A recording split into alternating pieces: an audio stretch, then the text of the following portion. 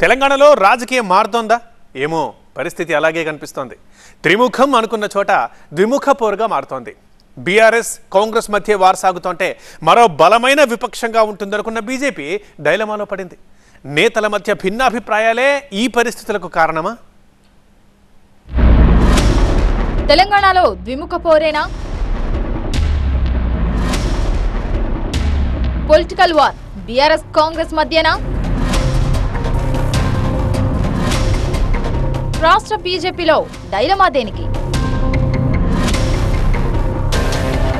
గతంతో పోలిస్తే తెలంగాణలో బీజేపీ పరిస్థితి చాలా మెరుగైంది. Single digit percentage vote share కలిగిన కాషాయ పార్టీ మొన్నటి పార్లమెంట్ ఎన్నికల నాటికి అనూహ్య రీతిలో పుంజుకుంది. 2014 ఎన్నికల్లో కూటమిగా పోటీ చేసి కాస్తో కోస్తో సీట్లు గెలిచిన బీజేపీ 2018 అసెంబ్లీ ఎన్నికల్లో కేవలం ఒకే అసెంబ్లీ స్థానం గెలిచి ఘోర పరాభవం మూటగట్టుకుంది.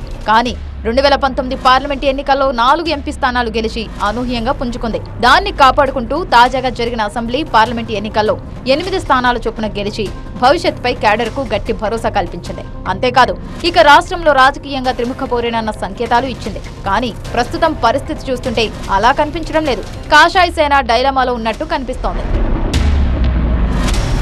ప్రధాన ప్రతిపక్షంగా బీఆర్ఎస్ దూసుకుపోతోంది. అధికార కాంగ్రెస్ తో అమీతుమీకి సిద్ధమంటోంది. అంశం ఏదైనా ప్రభుత్వంతో సై అంటే సై కొట్లాటకు కాలు దువ్వుతోంది. రుణమాఫీ విషయంలో కాంగ్రెస్ కు కంటి మీద కొనుగు లేకుండా చేస్తోంది. ఇదే సమయంలో మరో విపక్షం బీజేపీ ఎక్కడా అనే ప్రశ్న ప్రజాక్షేత్రంలో వ్యక్తమవుతోంది. ఇష్యూ ఏదైనా దాన్ని బీఆర్ఎస్ హైజాక్ చేస్తుంటే బీజేపీ మాత్రం సైలెంట్ గా ఉండిపోతుందన్న అభిప్రాయం వినిపిస్తోంది. దీంతో రాష్ట్రంలో ప్రభుత్వం వర్సెస్ ప్రధాన ప్రతిపక్షం అన్నట్టుగానే రాష్ట్ర రాజకీయం కనిపిస్తోంది.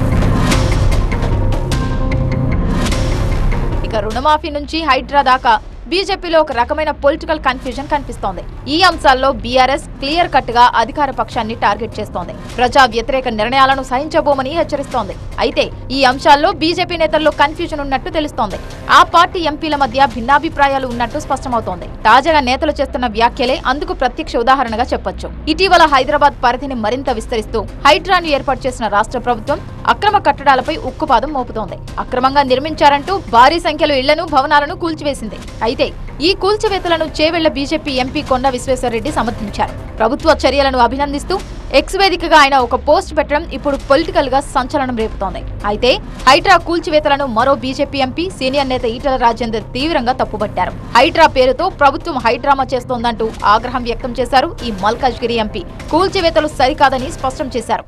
ఈ హైడ్రా పేరిట చేసే హైడ్రామా దీన్ని ఆపాలని చెప్పి మేము కోరుతున్నాం. ఎందుకంటే ఎఫ్టీఎల్ అనగానే అవి ప్రభుత్వ భూములు కావు. దయచేసి అర్థం చేసుకోండి. చెర్లల్లో ఉండేటువంటి భూములు అంటే నీళ్ళల్లో మునిగే భూమి అయితే ఉందో ప్రభుత్వపరమైన భూమి ఉంటుంది, ప్రైవేటు బాజాప్తా వాళ్ళ పాస్బుక్లు ఉన్న పుస్తకం భూమి కూడా ఉంటుంది. వాళ్ళ హక్కు, వాళ్ళ స్వయం అదే అన్నమాట. అందువల్ల ఎప్పుడో ఒకనాడు వ్యవసాయం కోసం ఉపయోగపడ్డ చెరువులు ఇవాళ ఎక్కడ వ్యవసాయం లేదు. 30 ఎకరాలకు 30 కోట్లకు 20 కోట్లకు ఎకరం జరిగే భూములని ఇలా అలా అమ్ముకున్నారు, ఇల్లు కట్టుకున్నారు.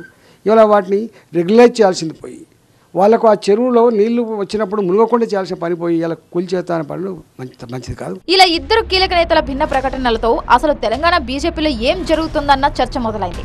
బలపడ్డామనుకునే లేపు కాషాయ పార్టీలో నెలకొంటున్న ఈ కన్ఫ్యూజన్ నేతలను కింది స్థాయి క్యాడర్ ను డైలమాలో పడేస్తోందన్న అభిప్రాయం వ్యక్తమవుతుంది. ఇప్పటికే రాష్ట్రంలో బీఆర్ఎస్ వర్సెస్ కాంగ్రెస్ అన్నట్టుగా పొలిటికల్ వేడి రాజుకున్న వేళ మరో ప్రతిపక్ష పార్టీగా విజృంభించాల్సిన బీజేపీ ఇలా డైలమాలో పడటం కింది స్థాయి శ్రేణులను నిరుత్సాహపరుస్తోంది. మరి ఇప్పటికైనా కమలనాథులు కళ్ళు తెరిచి పుంజుకున్న పార్టీని అలాగే ముందుకు తీసుకెళ్తారా, లేక డిఫరెంట్ ఒపీనియన్స్ తో ఎవరికి వారు అన్నట్టుగా వ్యవహరించి మొత్తానికే మోసమయ్యేలా చేస్తారా? చూడాలి మరి.